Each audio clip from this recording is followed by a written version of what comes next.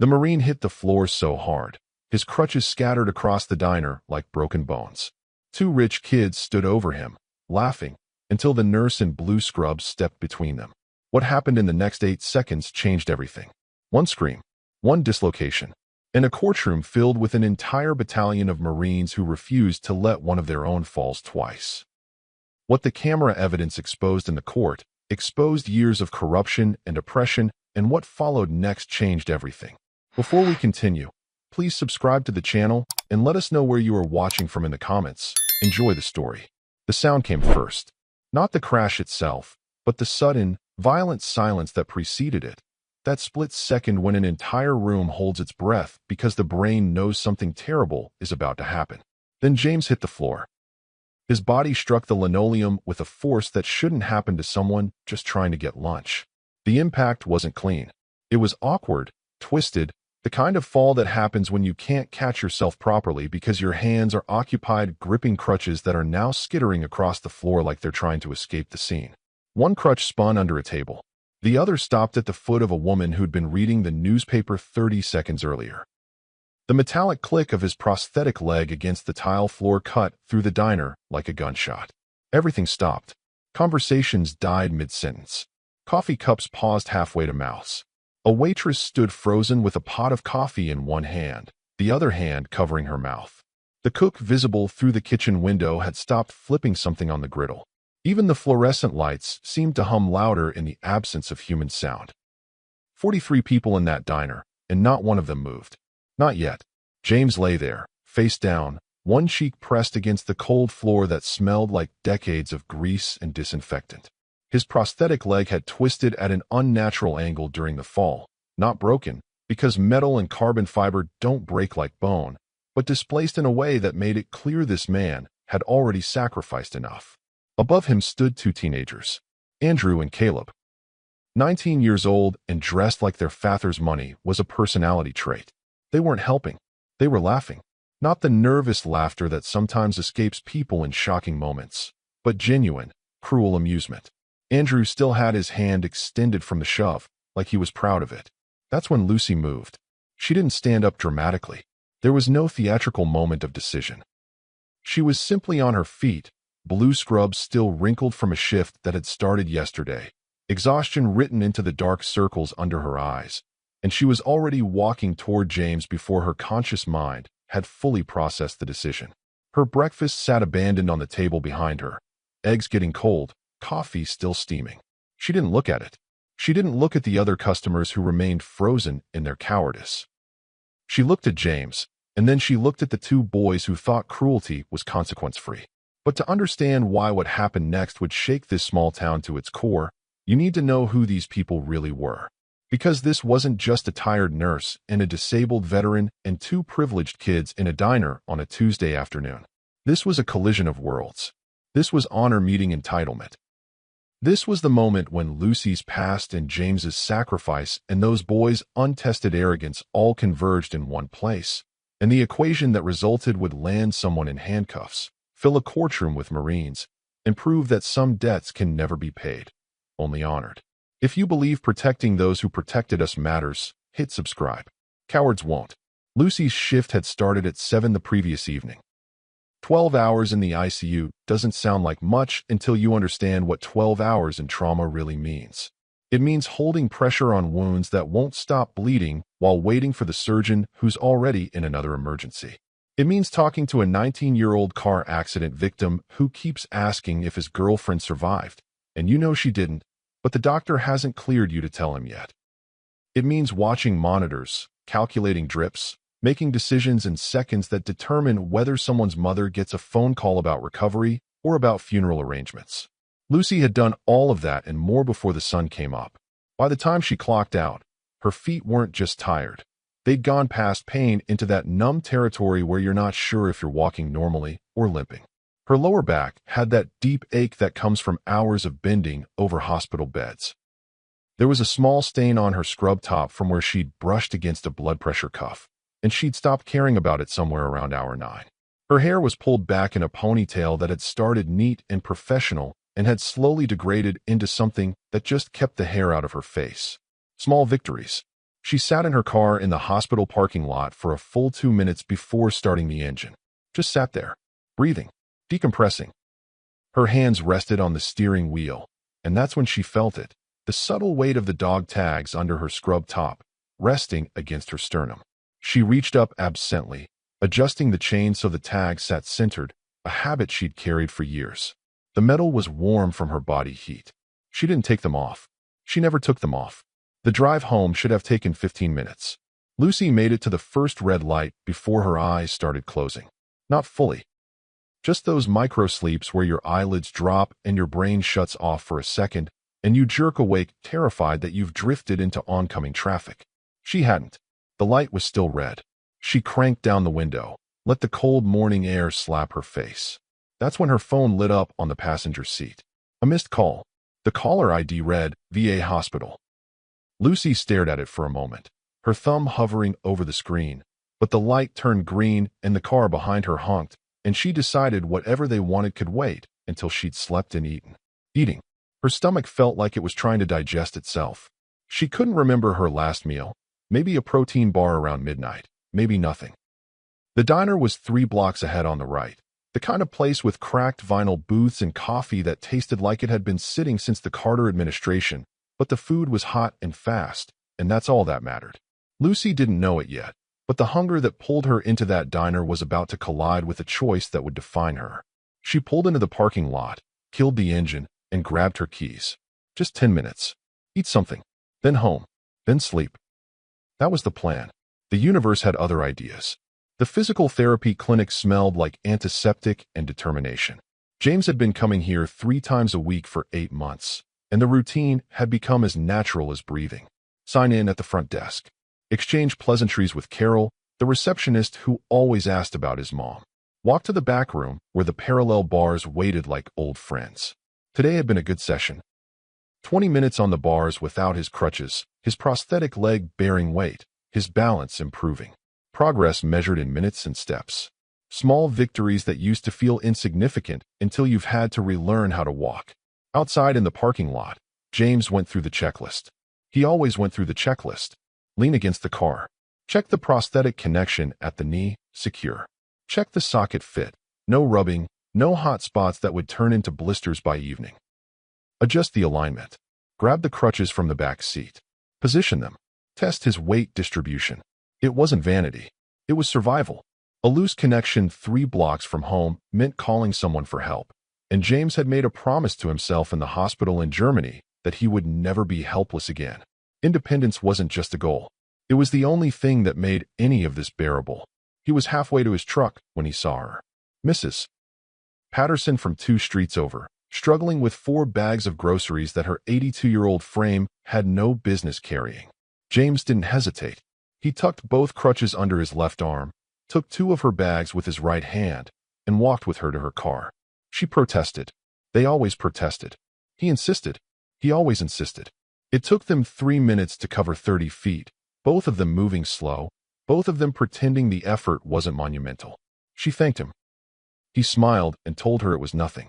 It wasn't nothing. His leg was screaming by the time he got back to his truck. But some things mattered more than pain. Sitting in the driver's seat, engine running, James pulled out his phone. He didn't mean to open the photos. It just happened sometimes, like muscle memory from a life he didn't live anymore. The picture was from Fallujah, November 2006. 7 Marines in full gear, dusty and exhausted and whole. James stood in the middle, 23 years old, both legs planted firmly in Iraqi sand, grinning like they'd just won something instead of surviving another patrol. 3 of those men were dead now. 2 were stateside with injuries that made James's missing leg look like a paper cut. 1, Jackson, had disappeared into civilian life and stopped returning calls. James was the only one still trying to hold on to something that felt normal. The diner was 4 blocks south. The same diner where his unit used to stop for breakfast before deploying, back when the biggest decision was pancakes or eggs. James hadn't been there since he got back. Avoided it, actually. Too many ghosts. But today, for reasons he couldn't articulate, he wanted to go. Needed to, maybe. Reclaim something. Prove he could sit in that booth and just be a guy getting lunch. James had survived Fallujah. He'd survived the IED that took his leg. But nothing prepared him for what was waiting in that diner. Andrew and Caleb arrived in a BMW that cost more than most people in that diner made in 2 years. You could see it through the window, parked deliberately across 2 spaces, gleaming black paint and chrome accents catching the midday sun like it was auditioning for a commercial. They walked in wearing that particular brand of confidence that only comes from never having experienced consequence. Designer jeans that were pre-distressed by someone in a factory so they could look worn without ever being worked in. Watches that weren't just expensive, they were statement pieces. The kind of statement that said their fathers had money and they'd never had to earn a dollar themselves. The waitress who approached their table was named Sarah, 54 years old, been working at this diner for 16 years, saved enough in tips to put her daughter through community college. She smiled and asked what they wanted to drink. Caleb didn't look up from his phone, just said, "Coke," like he was talking to furniture. Andrew looked her up and down with the kind of casual dismissiveness that made it clear he'd already forgotten what she looked like. "Water. With lemon. Actually, make sure the glass is clean this time." Sarah had never served them before. There was no this time. She nodded and walked away with the kind of dignity that comes from choosing not to engage with people who aren't worth the energy. They were loud. Not the good kind of loud, like friends laughing over old stories. The performative kind of loud, where every sentence is projected for an invisible audience. Andrew was going on about his father's latest real estate acquisition. $3.2 million, cash deal, closed in 8 days. Caleb countered with something about his dad's new boat. 42-footer, twin engines, took it out to Catalina last weekend. Back and forth like that. A competition where the only prize was proving they'd been born on third base and thought they'd hit a triple. The other customers tried to ignore them. Tried being the operative word. Their voices carried across the diner like invasive species, choking out every other conversation. That's when the door opened and James walked in. Slowly, carefully. Crutches first, then his weight, then the next step. The little bell above the door chimed, that pleasant sound that usually meant nothing more than another customer. But Andrew heard it, turned, saw James, saw the crutches, saw the prosthetic leg visible below the hem of his jeans. And something shifted in Andrew's expression, not sympathy, not respect, but that ugly cousin of amusement that bullies get when they've identified a target. He nudged Caleb, whispered something. Caleb looked, grinned. They both watched as James made his way between tables, focused on his balance, unaware that he'd just become the subject of their attention. James was heading for a booth near the back. The same booth, actually, where his unit used to sit. 3 tables away from where Andrew and Caleb were sitting. Close enough. And that's when Andrew made the worst mistake of his privileged life. He stood up. Caleb followed. They moved to intercept James like sharks who'd just caught the scent of blood in the water. Andrew positioned himself directly in James's path, close enough that James had to stop or risk collision. The smirk on Andrew's face was the kind that had probably gotten him through high school. Cruel but plausibly deniable. The expression of someone who'd learned early that consequences were for other people. "Yo, check it out," he said, loud enough for half the diner to hear. "They let you park in the handicapped spot, or do you have to prove it first?"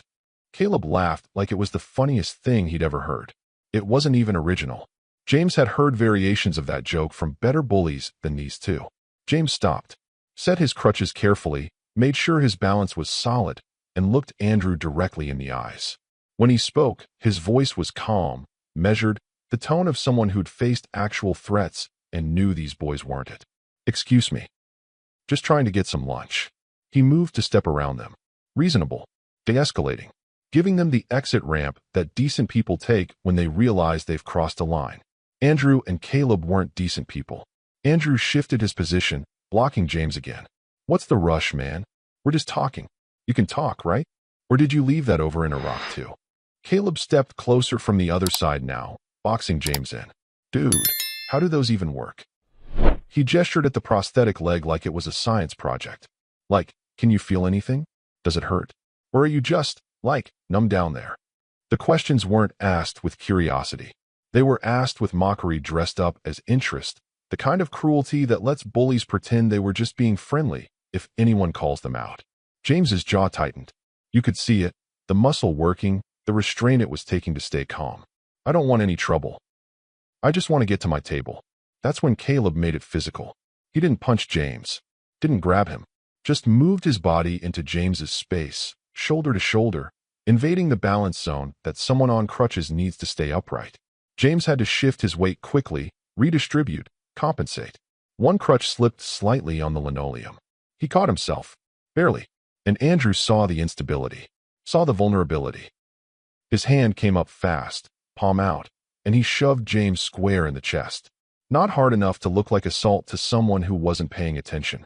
Hard enough to matter when you're a man balancing on one leg and two pieces of aluminum. James went down. The fall happened in that strange compressed time where your brain processes everything too fast and too slow simultaneously. His crutches flew outward, no longer under his control. His hands reached out instinctively to break the fall, but couldn't get there fast enough. His shoulder hit first, then his hip, then his cheek against the cold linoleum floor. The prosthetic leg twisted awkwardly beneath him. The mechanical knee bent at an angle that would have shattered bone if it were real. One crutch spun across the floor and came to rest under a table where an elderly couple sat frozen. The other clattered against the leg of a chair. The sound of impact. Body on floor, metal on tile, cut through every conversation like a blade. The diner gasped. 43 people inhaling simultaneously, that involuntary response to witnessing violence. And then silence. Complete, suffocating silence. James lay there, face down, breathing hard, not from pain, but from humiliation. This was worse than any battlefield injury. In Fallujah, he'd been hurt by enemies who feared him, respected him as a threat. Here, he'd been knocked down by children who saw him as entertainment. Every person in that diner made a choice in that moment. Most chose silence. Lucy chose differently. Comment, I stand for justice, if you're not siding with the bully. Lucy was moving before James finished falling. No thought process. No mental debate about whether to get involved. Her body simply responded the way it had been trained to respond for 6 years. See someone down, get to them, assess, stabilize, protect. Her chair scraped against the floor as she stood, blue scrubs still wrinkled from the ICU shift that felt like it had happened in another lifetime. The exhaustion that had been pulling at her bones 5 minutes ago vanished, replaced by something sharper, clearer.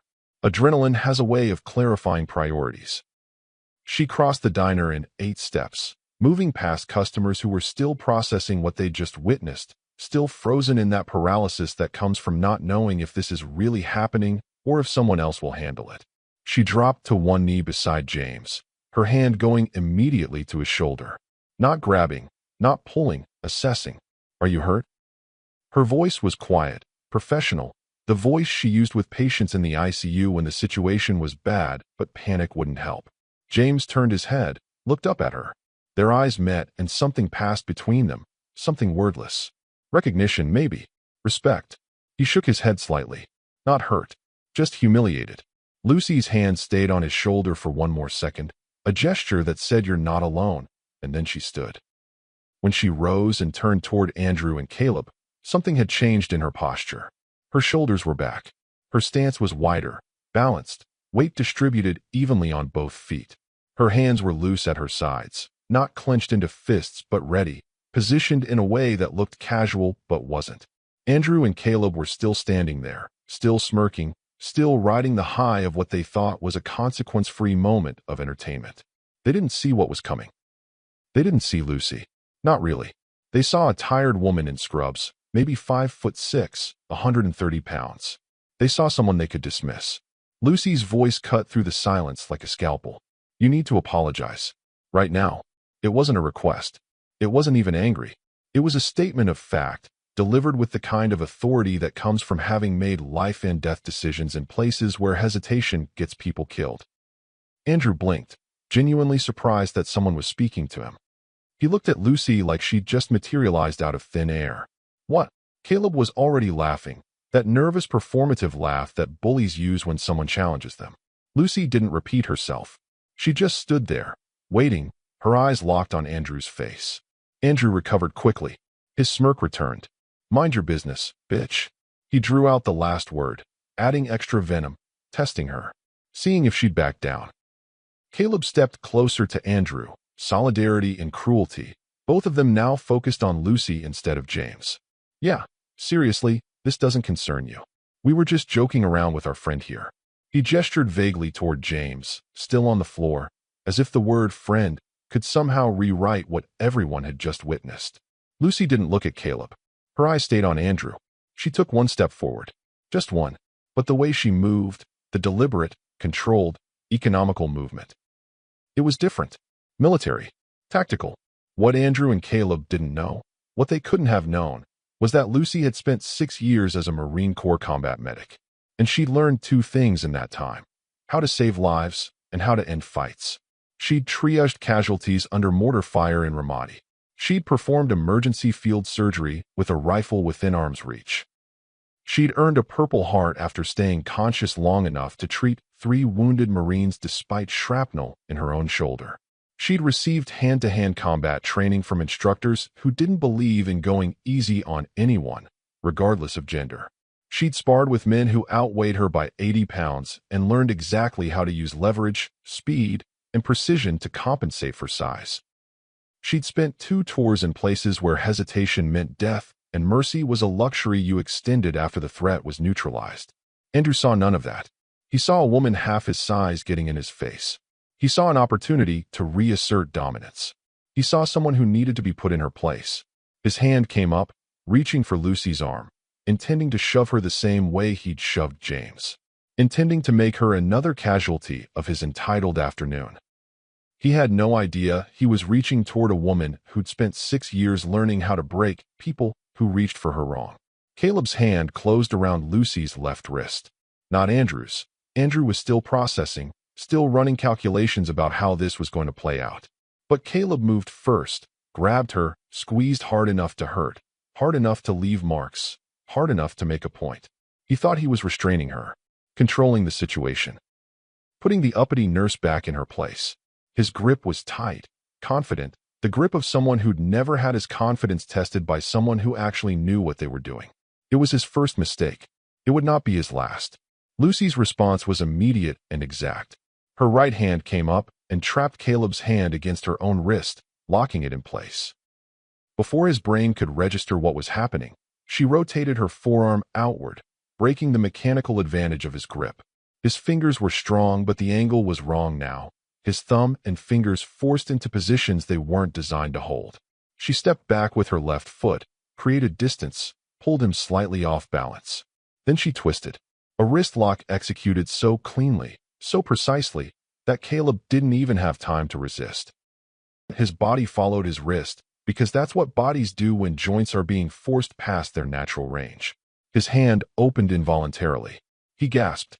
And suddenly Caleb was on his knees, his arm extended, his wrist bent at an angle that sent lightning bolts of pain up his forearm, controlled completely by a woman who'd stopped applying pressure the instant he stopped resisting. Andrew saw his friend go down and reacted on instinct. Not smart instinct. Not tactical instinct. The instinct of someone who'd spent 19 years learning that aggression without consequence was a viable strategy. He charged, came at Lucy from her right side, while she was still controlling Caleb's wrist, thinking he could tackle her, overwhelm her with size and momentum. It was his second mistake, his last mistake. Lucy saw him coming in her peripheral vision. She released Caleb's wrist. He crumpled forward, gasping, cradling his arm, and Lucy pivoted. Smooth. Efficient. She didn't move away from Andrew's charge. She moved into it. Her left hand caught his charging right arm at the wrist. Her right hand shot up and cupped the back of his elbow, controlling the joint. In the same motion, she stepped to the side, redirected his momentum past her, and rotated his arm upward and back.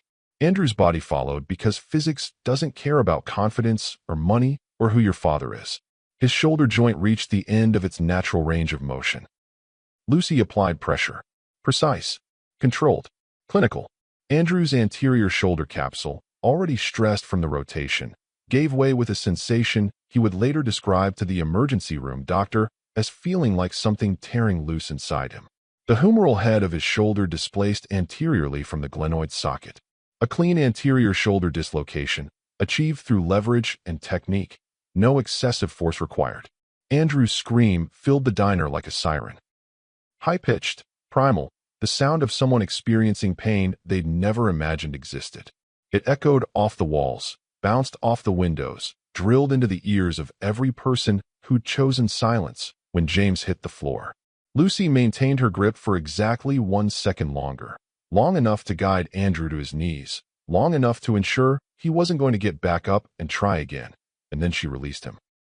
He collapsed forward, his right arm hanging at an unnatural angle, his face contorted, tears and snot mixing as his brain tried to process trauma it had no reference for. Lucy stepped back.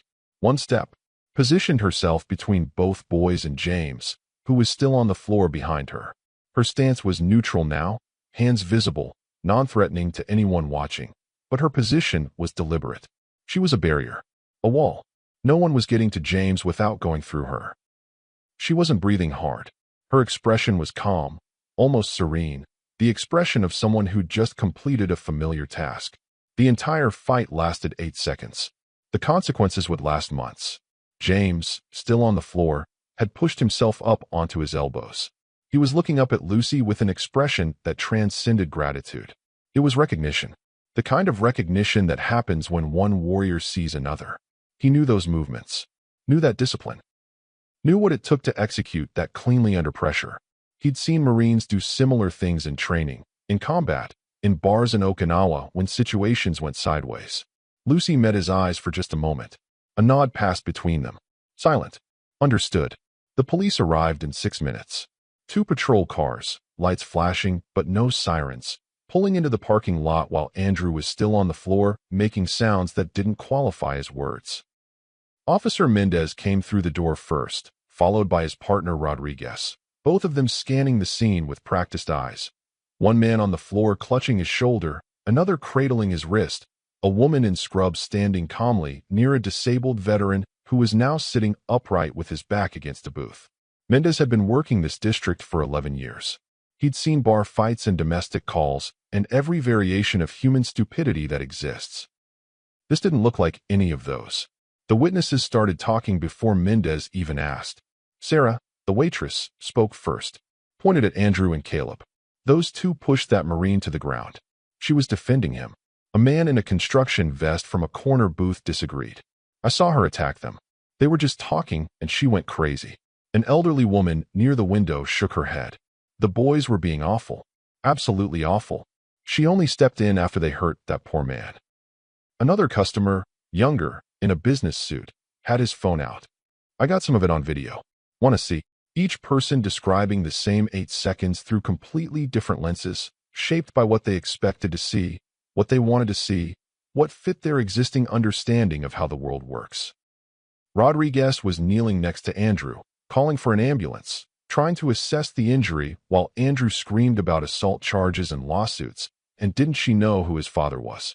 Mendez approached Lucy. Ma'am, I'm going to need you to explain what happened here. Lucy's voice was steady, factual. Those 2 men assaulted the veteran behind me, pushed him to the ground. I intervened to protect him. One of them grabbed me. I defended myself. Mendez wrote it down. Looked at James. Sir, is that accurate? James nodded. Completely. She was helping me. She didn't start anything. That's when the 3rd car arrived. Not a patrol car. A black Mercedes S-Class that cost more than Mendez made in 3 years. The man who stepped out was wearing a suit that had been tailored specifically for his body, probably in Italy, definitely more expensive than most people's monthly rent. Richard Blackwell, attorney, real estate developer, city council member. The kind of man whose name appeared in the business section and the society pages with equal frequency. He walked into that diner like he owned it, like he owned everything. His eyes found his sons, assessed their conditions, and his expression didn't soften with concern. It hardened with calculation. He didn't speak to his sons. He spoke to Mendez. Officer, Richard Blackwell, these are my sons. They were assaulted by that woman. He pointed at Lucy without looking at her. I want her arrested immediately. Mendez shifted uncomfortably. Mr. Blackwell, we're still gathering statements. It appears your sons initiated. Blackwell cut him off. I don't care what it appears. My son has a dislocated shoulder. The other has a sprained wrist. That woman attacked them. Multiple witnesses will confirm this. He gestured vaguely at the diner, as if the witnesses he needed would materialize on command. Mendez looked at Rodriguez. A silent conversation passed between them, the kind that happens between partners who've worked together long enough to communicate without words. This was going to be complicated. This was going to be political. This was going to be the kind of arrest that generated paperwork and phone calls from supervisors and maybe internal reviews. Rodriguez gave a small nod. They had body cameras. They had witness statements. They had protocol. Mendez turned back to Lucy. "Ma'am, I'm going to need you to turn around and place your hands behind your back." Lucy didn't argue, didn't protest. She simply complied, turning slowly, hands coming together at the small of her back. The handcuffs clicked into place, cold metal against her wrists. As Mendez recited her rights, "You have the right to remain silent. Anything you say can and will be used against you." Lucy's eyes found James. He was standing now, balanced on his crutches, his face a mixture of disbelief and rage. "This is insane," James said, his voice cutting through the diner. "She was protecting me. Those two attacked me. You're arresting the wrong person." Blackwell finally looked at James. Really looked at him. Saw the crutches, the prosthetic leg, the military bearing that even humiliation couldn't erase. For a moment, something flickered across Blackwell's face. Maybe shame, maybe recognition of how bad this looked, but it vanished as quickly as it appeared, replaced by cold pragmatism. He turned back to Mendez. "Are you going to arrest her, or do I need to make a phone call?" The threat wasn't subtle. Mendez had a pension to think about. A family. A mortgage. He'd been a good cop for 11 years, but good cops still had to live in the world as it existed, not as it should be. Blackwell pulled out his phone. Didn't dial yet. Just held it. "I know the mayor personally. I know the police chief. I know the district attorney. I also know that your performance reviews are coming up." He paused. "Let that sink in. Arrest her, or I'll make sure you never work in this county again. Money talks." And in that moment, it was screaming louder than truth. Mendez guided Lucy toward the door, his hand gentle on her elbow, his face apologetic in a way his actions couldn't be. James was still trying to explain, his voice getting louder, more desperate, but no one was listening anymore. The decision had been made. Not by evidence. Not by justice. By power. If you can't stand when privilege tries to silence justice, hit that like button. The arraignment happened 72 hours after the diner. Lucy stood in a courtroom that smelled like old wood and institutional disinfectant, wearing the same blue scrub she'd been arrested in because she hadn't been home long enough to change into anything else. The judge read the charges without looking at her. Assault and battery. 2 counts.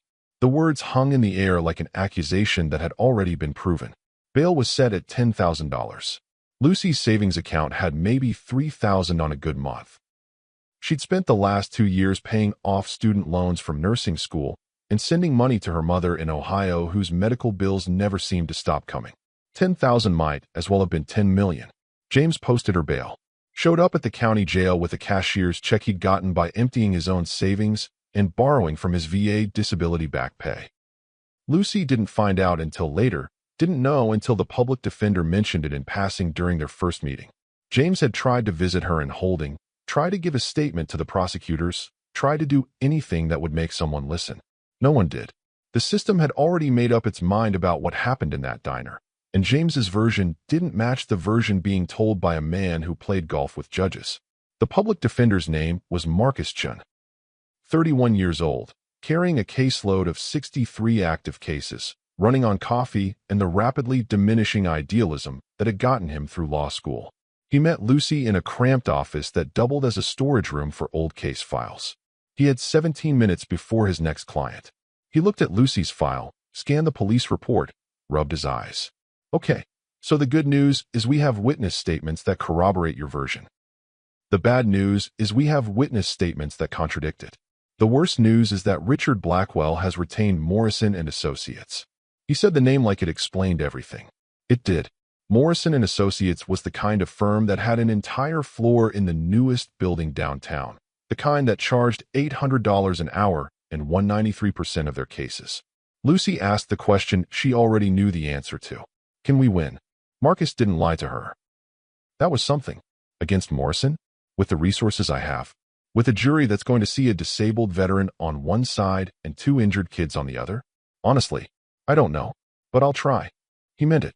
You could hear it in his voice. He would try. It just might not be enough. He asked Lucy about her background, took notes when she mentioned her military service, perked up slightly when she mentioned the combat medic training. That could help. Shows you're trained in controlled response, Proportional force. You didn't hurt them worse than necessary. Lucy almost laughed. Didn't. I dislocated someone's shoulder. Marcus shrugged. You could have done much worse. That's the point we'll make. The hospital called while Lucy was walking out of the public defender's office. Human resources. Professional, apologetic, completely inflexible. Due to the pending criminal charges, Lucy was being placed on unpaid administrative leave effective immediately. Policy, they said. Liability, they said. She understood, they said. Surely she understood. Lucy understood perfectly.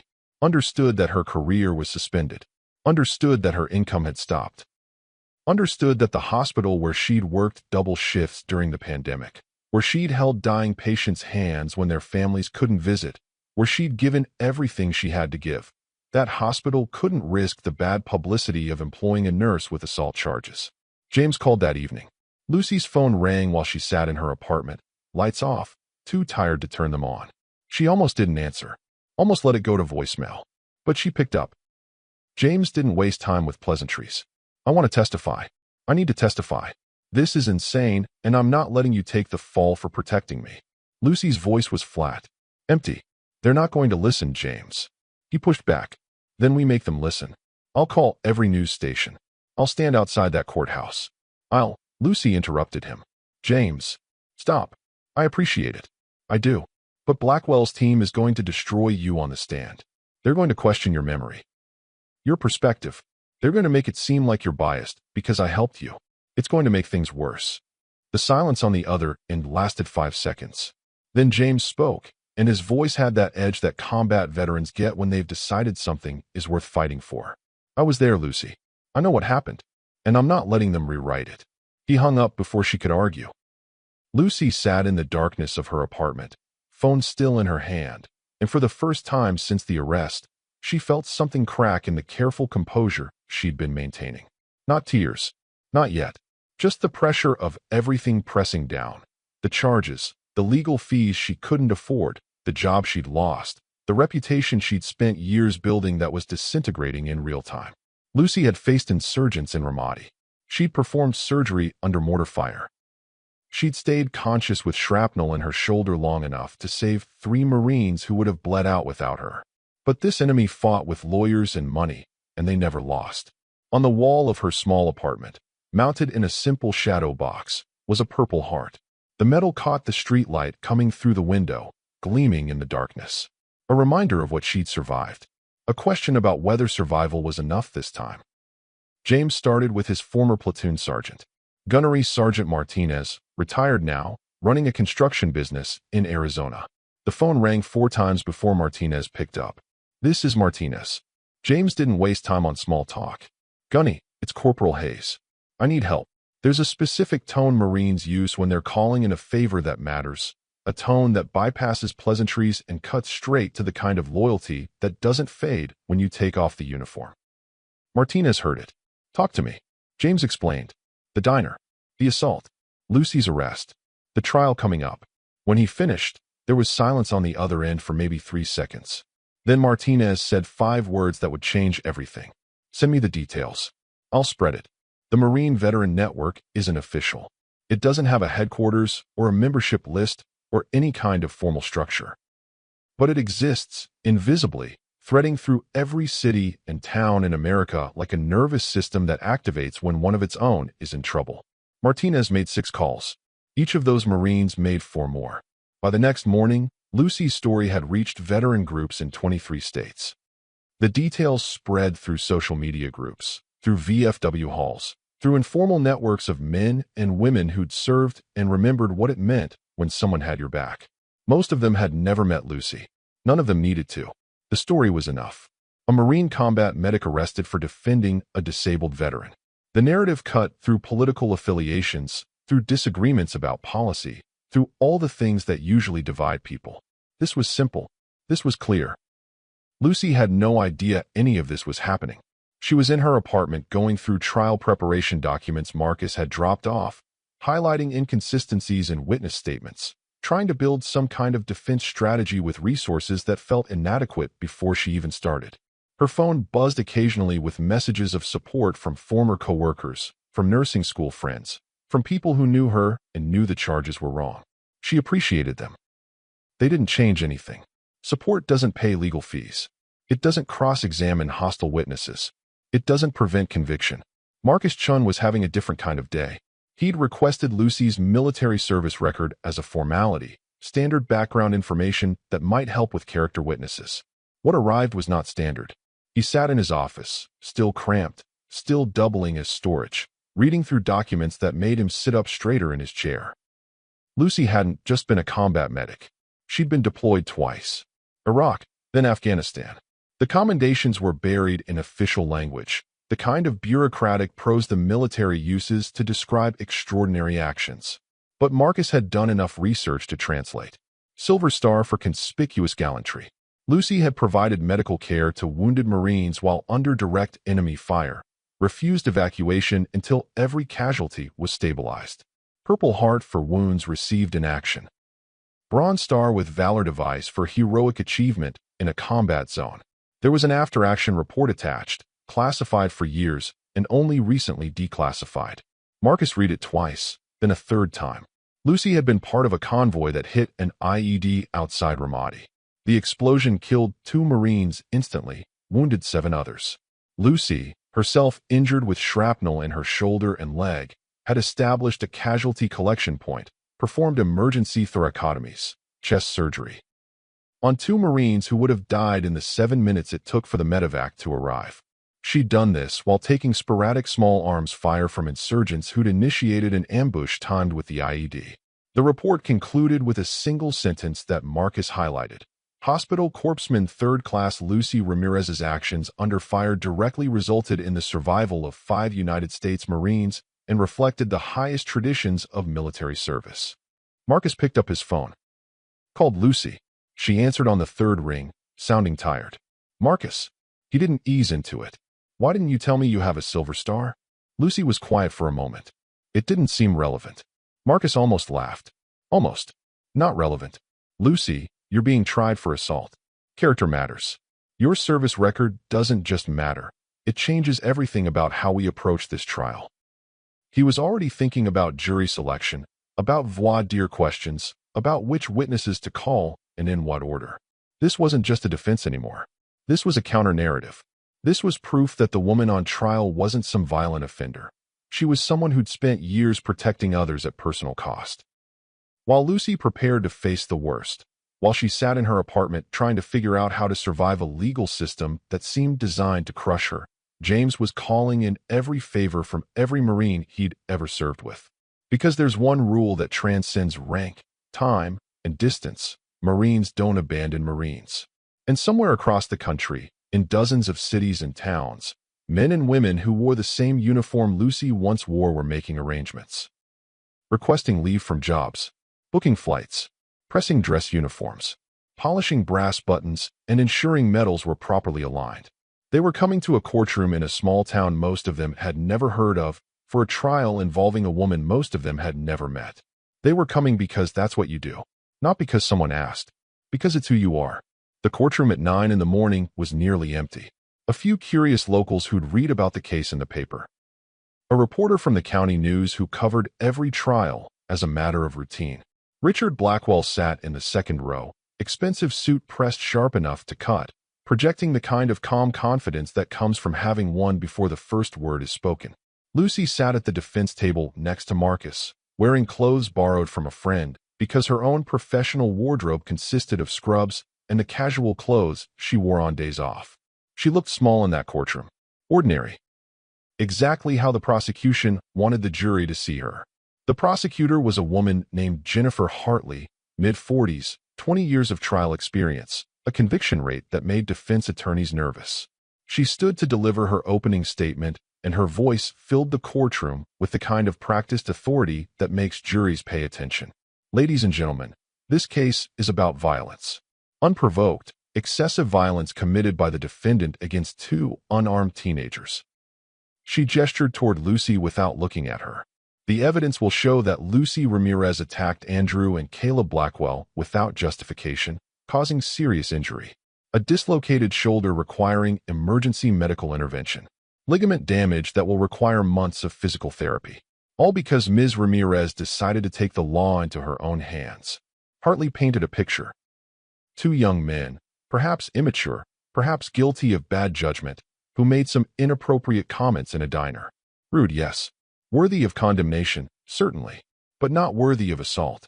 She described Lucy's training, her combat experience, framing it not as discipline, but as dangerous expertise wielded against civilians.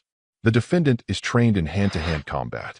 She knows precisely how to inflict maximum damage, and she chose to use that training on two 19-year-old boys. The way Hartley said boys lingered in the air, emphasizing youth, vulnerability, the imbalance of power. She sat down having planted a narrative that would be hard to uproot. Andrew took the stand midway through the morning. He'd had 3 weeks to prepare his testimony, 3 weeks of coaching from Morrison and Associates, 3 weeks to smooth the rough edges off his story. His shoulder was still in a sling. Didn't need to be anymore. Medical records showed he'd regained full range of motion, but the optics were valuable. He told the jury that he and Caleb had noticed the veteran struggling with his crutches, had tried to help, had maybe made an awkward joke, but meant no harm. We were just trying to be friendly, you know? Like, break the ice. Then this woman, unprompted, had attacked them. She just went crazy. Grabbed Caleb, twisted his arm. When I tried to help my friend, she attacked me too. I've never felt pain like that in my life. Marcus cross-examined, but Andrew had been prepared well. Every question had an answer that sounded reasonable, sympathetic. Yes, he understood his comments might have been insensitive. No, he never intended harm. Yes, he felt terrible about the whole situation. He'd learned his lesson. He just hoped the jury would send a message that violence isn't acceptable, no matter the circumstances. Richard Blackwell nodded slightly from his seat, approving of his son's performance. The jury watched Andrew limp slightly as he returned to his seat, another detail that medical records didn't support, but theater doesn't require medical accuracy. Then James took the stand. He'd worn his dress uniform, not to impress, but because it felt appropriate. He sat carefully, adjusting his prosthetic leg, and Marcus walked him through what happened. James didn't exaggerate, didn't embellish. Just told the truth in the plain language of someone who'd learned that honesty doesn't need decoration. They knocked me to the ground. On purpose. Lucy helped me. That's all she did. Helped me. Under cross-examination, Hartley tried to shake him. Suggested his perspective was limited. Suggested his gratitude to Lucy had colored his memory. Suggested the fall might have been accidental. James didn't budge. Ma'am, I know the difference between falling and being pushed. I know the difference between help and assault. Lucy Ramirez saved me that day. The security footage came next. The diner had a camera above the register. Angle not perfect, but clear enough. The jury watched in silence. Andrew shoving James. James falling. The crutches scattering. Lucy standing, moving to help. The confrontation. Caleb grabbing Lucy's wrist. Freeze frame there. Marcus had requested it. You could see his hand wrapped around her arm. Andrew charging. The brief physical contact. Too fast to see details, but clearly showing Lucy defending herself, not initiating. The video corroborated everything James said. Everything Lucy claimed. When it finished, Marcus looked at the jury with an expression that said the evidence speaks for itself. But Jennifer Hartley stood for redirect, and her voice carried certainty. The video shows physical contact. It shows Ms. Ramirez using trained combat techniques on unarmed civilians. It shows exactly what we've been telling you, disproportionate force. She sat down. The evidence was clear. The truth was obvious. But in that courtroom, Lucy couldn't shake the feeling that truth wasn't enough. Richard Blackwell was still sitting confidently in the second row. The jury was still looking at Andrew's sling, at Caleb's wrapped wrist. Marcus had presented facts, but Hartley had presented a story. And stories, Lucy was learning, sometimes matter more than facts. The courtroom doors opened during the lunch recess. Not dramatically, not with fanfare, just the quiet mechanical sound of hinges moving, the kind of sound that normally wouldn't interrupt conversation. But every head turned because the first Marine through those doors carried himself in a way that commanded attention without demanding it. Dress blue uniform, perfectly tailored, ribbons across his chest telling a story of service that most people couldn't read, but everyone could respect. He moved to the back row, sat down, spine straight, hands folded, eyes forward. Then the doors opened again. Another Marine entered. Then another. They came in ones and twos at first, each in dress blues, each moving with that same disciplined precision, filling the back rows with military bearing that transformed the atmosphere of the courtroom without a single word being spoken. Then they came in groups. 5 Marines. 7. A dozen. Men and women, ranging in age from mid-20s to late 60s, representing every era of conflict from Vietnam to Afghanistan. They filled the gallery seats. They lined the walls when the seats ran out.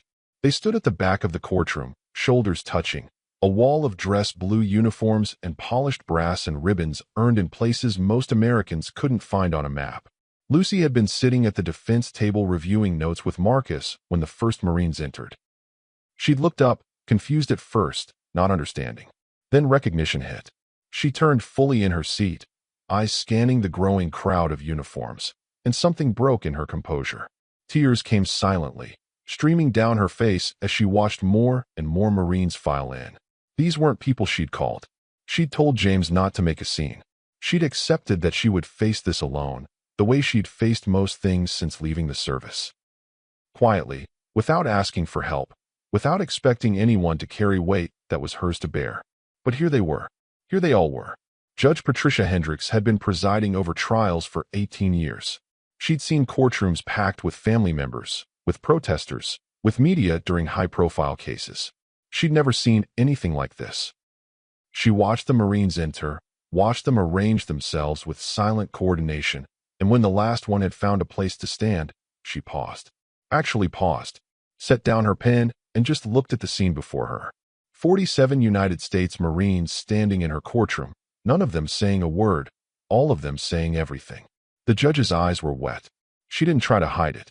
A lieutenant colonel stepped forward from the front row. Silver oak leaves on his collar, enough ribbons to make it clear this wasn't ceremonial duty. This was a warrior who'd earned the right to speak.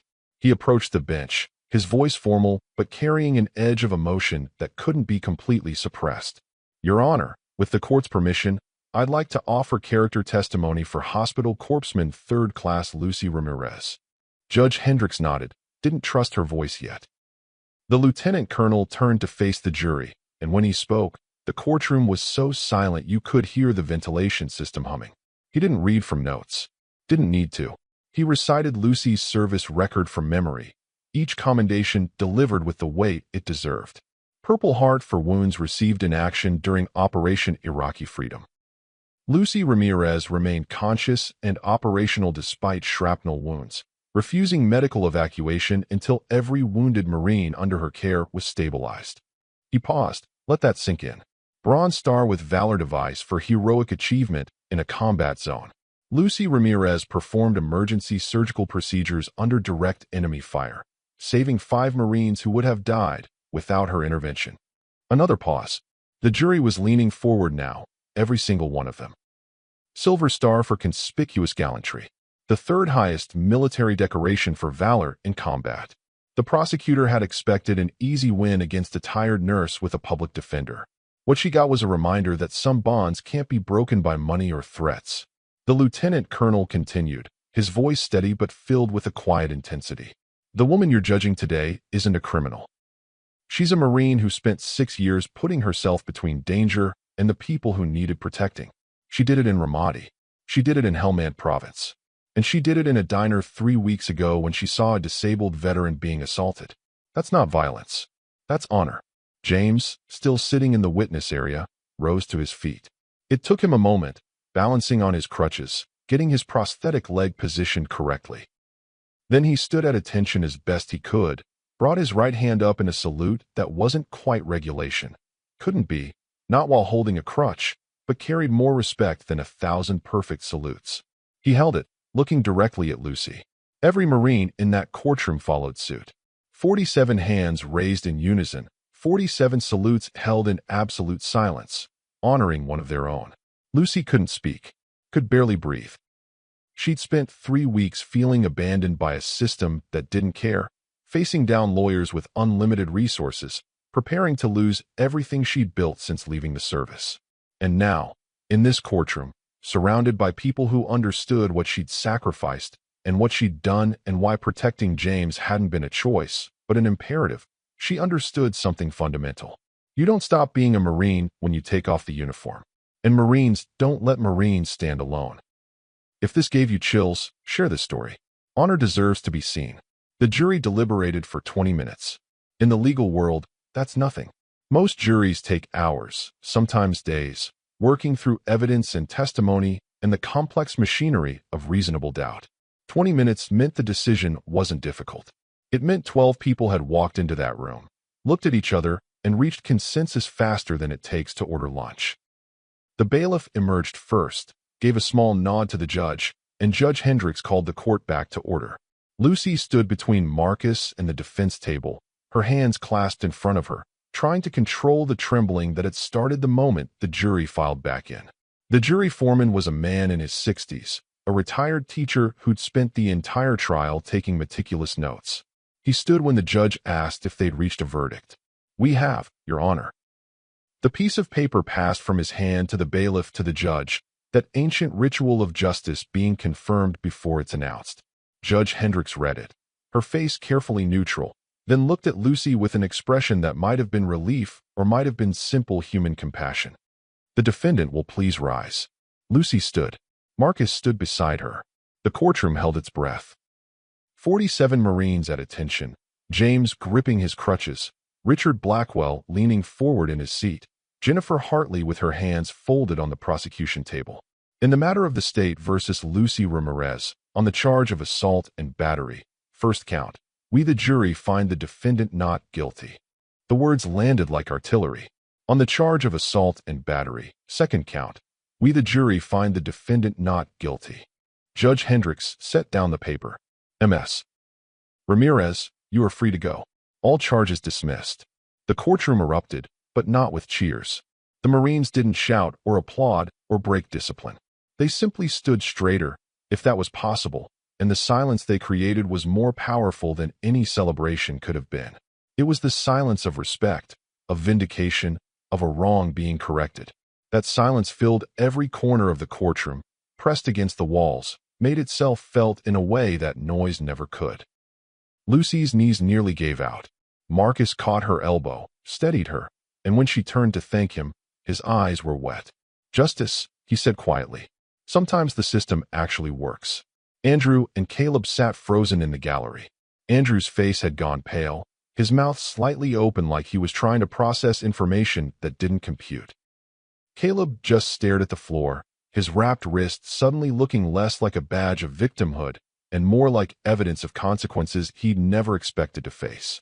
Richard Blackwell didn't wait for the judge to finish the formalities. He stood abruptly, the sound of his seat flipping up echoing through the silent courtroom, and walked out. Didn't look at his sons. Didn't look at anyone. Just left, his expensive shoes clicking against the marble floor in rapid retreat. A man who'd spent a fortune on a guaranteed outcome and received a lesson in humility instead. Outside the courthouse, the afternoon sun was bright and clean, the kind of light that makes everything seem more vivid after hours in fluorescent courtroom illumination. Lucy walked down the steps slowly, still processing, still trying to believe this was real and not some dream she'd wake up from back in her apartment with trial day still looming. James was waiting at the bottom of the steps, balanced on his crutches, and when Lucy reached him, they didn't hug or celebrate. They just stood there for a moment, two people who'd been through something together, who understood each other in a way that didn't require words. The Marines had followed them out, filing through the courthouse doors in the same disciplined manner they'd entered.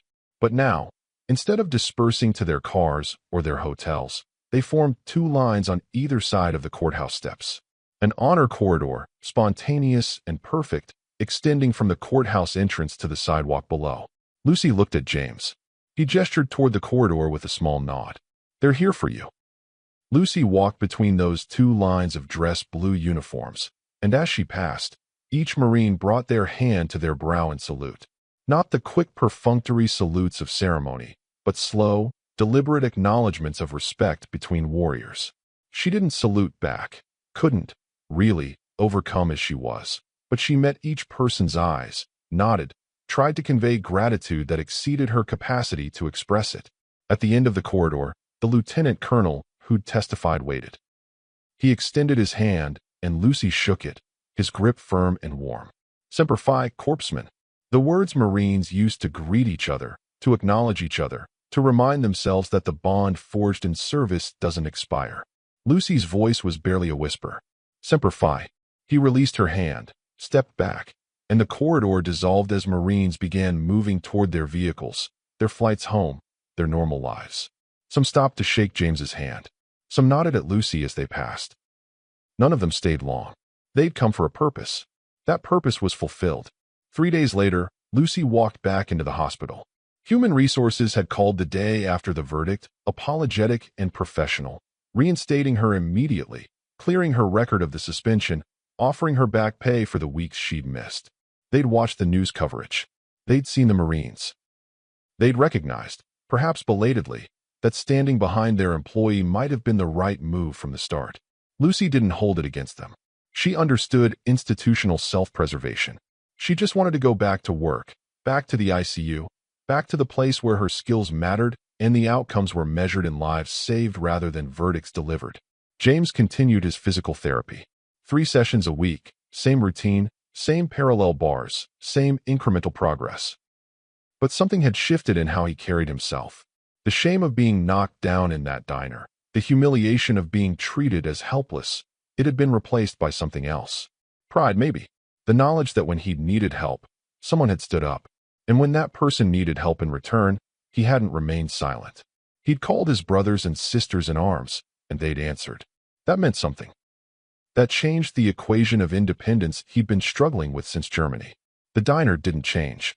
Same cracked vinyl booths, same coffee that tasted like history, same menu that hadn't been updated since the 90s. But 5 weeks after the verdict, Lucy and James sat in the same booth, where James's unit used to gather before deployment. They didn't plan it. Lucy had texted asking if he wanted to meet for coffee. James had suggested the diner. They both understood why without having to explain. Reclaiming space, rewriting memory, proving that what happened there didn't own them. Sarah, the waitress, brought coffee without being asked, set the cups down gently, and smiled at Lucy. Good to see you. Simple words carrying weight. Lucy smiled back. Good to be here. They sat for an hour, Lucy and James, talking about nothing important. Physical therapy progress. Hospital shift stories. The weather. Normal conversation between two people who'd been through something abnormal together and had come out the other side. No drama. No grand statements. Just coffee and respect and the quiet satisfaction of having stood for something that mattered. Lucy went back to the hospital the next week. James continued physical therapy. The Marines returned to their lives across the country. But something changed that day in that courtroom. A small town remembered what honor looks like. 2 entitled kids learned that consequences exist. And 1 nurse, 1 Marine, proved that protecting those who protected us isn't optional. It's sacred. Richard Blackwell's influence didn't disappear, but it diminished slightly, tempered by the memory of a day when money couldn't purchase outcome. Andrew and Caleb faced no criminal charges, but they faced something perhaps more lasting. The knowledge that their actions had consequences they couldn't escape, witnesses they couldn't silence, and a debt of shame they'd carry longer than Andrew's shoulder took to heal. The story spread beyond that small town.